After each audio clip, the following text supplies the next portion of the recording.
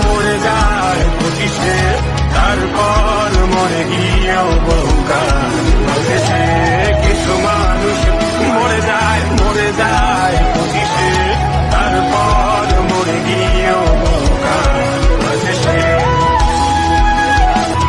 শৈশবের স্বপ্নগুলো